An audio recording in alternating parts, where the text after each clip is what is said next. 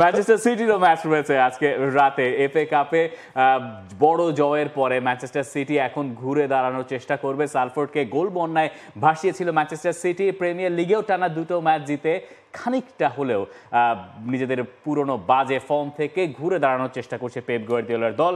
এবং এই যে ম্যানচেস্টার সিটি আজ রাতে খেলতে নামবে, তখন তাদের জেতাটাই মূল লক্ষ্য, রাইট?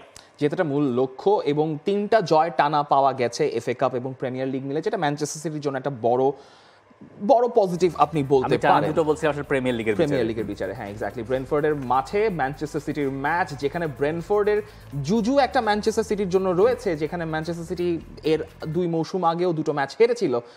আবার ব্রেন্টফোর্ডেরও কিছু একটা ফর্মে একটু ডাউন টার্ন যাচ্ছে বিভিন্ন ইনজুরির কারণে, কিন্তু দিন শেষে আরেকটা নতুন খবর এসছে যে গার্দিওলার ঘরে একটা সমস্যা দেখা যাচ্ছে। কিন্তু সেটা ছাপিয়ে আসলে গার্দিওলার প্রেস কনফারেন্সে তিনি যেভাবে কথা বলছেন, তার মন মেজাজও কিছুটা ভালো মনে হয়নি আসলে। তিনি নর্মালি সার্কাস্টিকলি অ্যান্সার দেন, কিন্তু তিনি খুব বেশি একটা ট্রান্সফার নিয়ে কথা বলতে চাচ্ছেন না। কাইল ওয়াকারের ব্যাপারে তিনি ডিসমিসিভ আচরণ করছেন। খুসানভ আসবেন কি আসবেন না সেটা নিয়েও সাংবাদিককে তিনি থামিয়ে দিচ্ছেন। এবং তিনি এই কথাটাও স্বীকার করছেন যে জানুয়ারিতে নয়, গ্রীষ্মে আসলে ট্রান্সফারের মৌসুমে তিনি ভেটো দিয়েছিলেন। তিনি বলেছিলেন আমাদের নতুন সাইনিং দরকার নেই। এখন তিনি সেটাকে ভুল হিসাবে স্বীকার করে নিচ্ছেন যে গ্রীষ্মের সময় তাদের আসলে নতুন সাইনিং করা দরকার ছিল। তখন তিনি গার্দিওলা ওই প্রেস কনফারেন্সে বলছেন যে সেই কার্ডটা দেখলেই আমরা হয়তো দেখতে পারবো যে তিনি কি বলেছিলেন। সেটা হচ্ছে, গ্রীষ্মে ক্লাব নতুন খেলোয়াড় আনতে চাইলেও আমি সেবার ভেটো দিয়েছিলাম। যারা আগে থেকেই আছে তাদের উপর ভরসা রেখেই ভেবেছি যে এবারও আমরা পারবো, কিন্তু এত ইনজুরি দেখে মনে হচ্ছে গ্রীষ্মেই আমাদের খেলোয়াড় আনা দরকার ছিল। একটু দেরিতে হলেও গার্দিওলা আসলে বলেই দিচ্ছেন, এবং সেটা জানুয়ারি মাসে তার মালিক পক্ষকে এতক্ষণ সন্তুষ্ট করে ফেলারই কথা।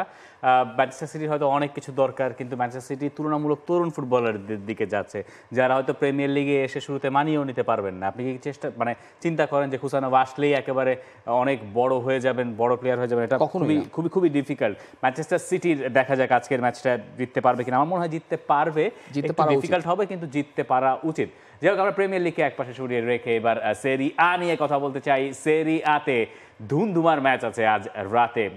এইসি মিলান খেলবে, তবে সেটা নয়, এইসি মিলান কোমো ম্যাচের পরে আপনি যে ম্যাচটা দেখবেন আতালান্তা ইউভেন্টাস, সেটাই আজকের রাতের মূল আকর্ষণ। আতালান্তা পয়েন্ট টেবিলের 3 নম্বরে আছে। খুবই সারপ্রাইজিংলি তাদের বছরের শুরুটা একটু বাজেই হয়েছে আপনি বলতে পারেন।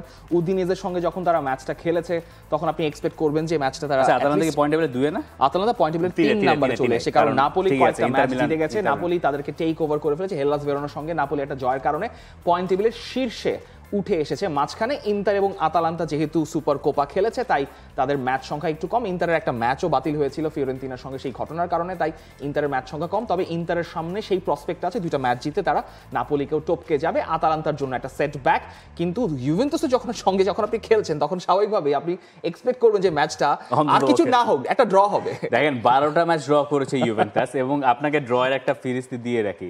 এই যে শেষ গতবার এই 2 দল যতবার মুখোমুখি হয়েছে লিগে, 2টাই ড্র হয়েছে। আতালান্তা এবং ইউভেন্টাসের ম্যাচ। আর ইউভেন্টাস আজকের ম্যাচে দুসান ভ্লাহোভিচকে পাচ্ছে না, সেটা তাদের জন্য একটা বিগ মিস। তবে থিয়াগো মোত্তাও থাকছেন না ডাগ আউটে। আগের ম্যাচে তিনি দেখেছেন লাল কার্ড, তার থাকার কোনো কারণ নাই। এই সব কিছু বলছে আমাদেরকে যে ইউভেন্টাসের জন্য ম্যাচটা একদমই সহজ হবে না। আর আতালান্তা যেহেতু শেষ 3 ম্যাচ সব কম্পিটিশনে তারা জিততে পারে নাই, আতালান্তা জেতাটা খুব প্রয়োজন। এই 2 দলেরই বিগ ম্যাচ অপেক্ষা করছে পরের রাউন্ডে। নাপোলির বিপক্ষে খেলবে আতালান্তা, আর এইসি মিলানের বিপক্ষে ম্যাচ খেলতে হবে ইউভেন্টাসকে। তার মানে বোঝা যাচ্ছে আজকের এই গেম উইকটা খুব বেশি ইম্পর্টেন্ট, যেহেতু সবাই সুপার কাপে ব্যস্ত ছিল, যে ম্যাচগুলো বাকি ছিল তাদেরকে সেটাই আসলে খেলিয়ে নেওয়ার সুযোগ বা সময় আসলে হয়েছে। বাংলাদেশ প্রিমিয়ার লিগ 2025, 7টি দলের জমজমাট লড়াইয়ে মাতবে পুরো দেশ।